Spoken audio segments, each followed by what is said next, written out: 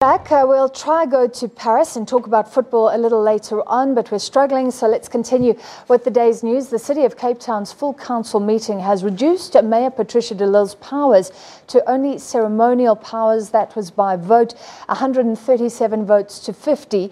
There were 2 abstentions. An item to debate the executive mayor's powers saw DA councillors making it clear yet again that they want to strip de Lille of all her powers. It comes after the High Court ruled that de Lille will remain in her post as executive mayor pending the court sitting next week. Opposition parties stood up for Mayor Patricia de Lille, asking the Speaker to make a ruling against some DA councillors who were disrespectful to the executive mayor.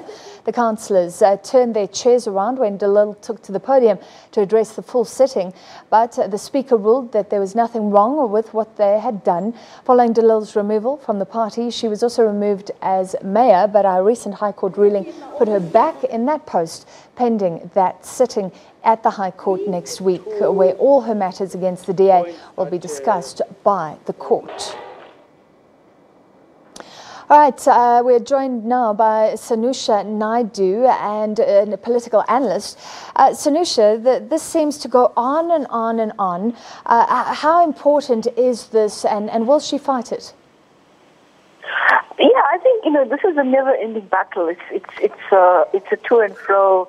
Each side is in a kind of stalemate of sorts, and the latest issue now regarding the motion that the council passed in respect of the mayoral powers and the fact that it's kind of made it ceremonial, I think also indicates that they are preempting what the decision is in terms of the ruling that the High Court, or the case that the High Court will announce next week in respect of Patricia de Lille's court battle in terms of whether or not she is stripped of her membership and hence have all the other titles linked to her mayoral post divested of that. So in a sense, I think that they are preempting that, and they're hoping that they will put this into motion so that if there's a situation that emerges from that court case that the High Court is going to rule on, then of course they have something in place. But of course it keeps the other things in limbo in the city as well.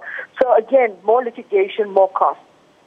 Is there not a danger that the courts could be angered because the judge said she was mayor? Surely that means she should act as mayor. Yeah, I think even when the judgment was read 2 weeks ago, and the indication was that she still remained as the mayor of the city, even at that point we saw the DA come out and talk about the fact that she'll just be a ceremonial post. So the DA has already made up its mind, and I think in terms of the motion that was passed today, they had a majority support with about 50 members of the council not supporting the motion and two abstentions. So I think to that level, I think that it kind of now talks to the question of what's happening within the city. This fight has now become much more than just about the position of mayor, the position of Patricia de Lille, her membership of the DA. It's now getting into a context where the DA is losing time, Patricia de Lille is becoming frustrated, and the continuous procrastination around litigation, which is becoming effectively costly for all sides. There are 2 things here, and commentators before have said they're being a little bit mixed up. The one is claims of real criminal acts about the upgrades to a home, about tenders, things like that. Firstly, has anything been proven against her there? No, I think to some extent it is true, because I think the original issue about the fact that she brought the party in disrepute, the credibility question, and then of course they tagged later on the issue of the upgrades, security upgrades to a home, questions around whether that was done within the confines of the processes, and raised questions around process and procedure. And then, of course, there was the whole issue about the My City Bus question and an interference with the former city manager's position in terms of appointment. So all of that has come in. But now it seems as if they fixate, they've moved more towards the line of saying that we need to get her out as mayor. So it seems to me that everything is kind of convoluted in this whole process, and that's what we're waiting for. We're waiting to see, in terms of the public hearing, the public hearing that she's asking for the media to the hearing to be open, that seems to now be on the sidelines, and now we're not sure when that's going to happen. And that in itself will talk to those very core issues you raised around the security upgrades and the other questions that have been raised in the initial period where they said that they're raising a formal investigation into her position as mayor, and of course these questions raised in the context of the issues that they brought forward. Well, the DA has had more time to educate people about what the problem is. What about the leader speaking out? Should he have been more proactive? Where do you think public sympathy lies right now, given what the DA has said about her?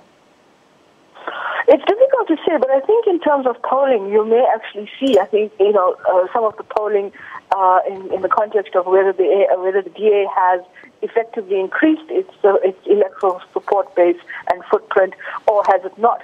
And over the weekend, there were disputed reports about a breakaway party from the DA, and those were disputed in terms of there was a response to that from the party saying that this is not a credible story and there's no such thing.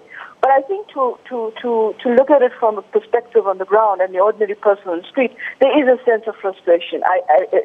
Just looking at it in the sense that where's the level of information? It seems as if this is a backhand and a forward slam every single time. So the toing and froing and the kinds of throwing each side a kind of attack doesn't make sense for the people on the street and for supporters. So I think in terms of support base, it becomes frustrating because it leads to questions of, how much does this party then represent me? But more importantly, can we trust this party? And this is the branding issue that comes in here, where we're not particularly confident that the party has managed to recreate its brand. And of course, in terms of leadership, we're not seeing we're seeing the deputy mayor in the city and the province. We're seeing other people talk about this, but we're not seeing the leadership come out and speak about it in a sense. Okay, FedEx will be there, but in terms of the party leader, there's been a mutedness, and I think that as well creates questions and raises doubts in the minds of people in terms of whether or not this party is cohesively holding it together at the center. Very quickly then, final question. What if the courts say she remains, there's no issue? Because there's been so many processes. You spoke about the disciplinary hearing. She wants it to be public so everyone can hear what goes on there. There was also the Dille clause, attempts to recall her.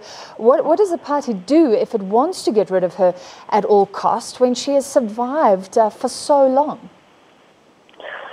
I think at this point it has to be a dialogue in terms of reaching some consensus, because we can end up having litigation in an unended way. This can continue.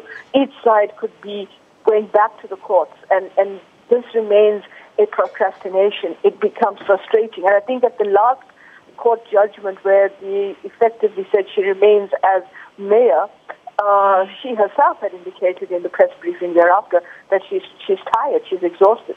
And I think in both ends, the question is who is going to throw in the towel first. It is at the moment it's in a cul-de-sac. It's almost each side is in a stalemate of sorts, but each of them are playing check and not checkmate. So I think to try and contextualize and realize where they're going, somebody has to come to the negotiating table and say this is it.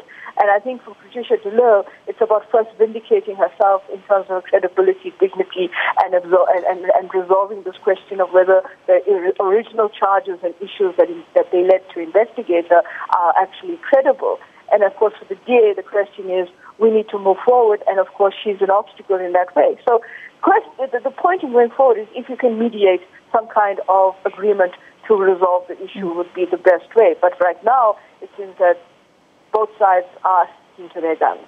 All right, thank you very much, political analyst Sanusha Naidu. So she may have been stripped of some of her powers, but Lille doesn't seem to be going anywhere. Someone who is going, Zinedine Zidane.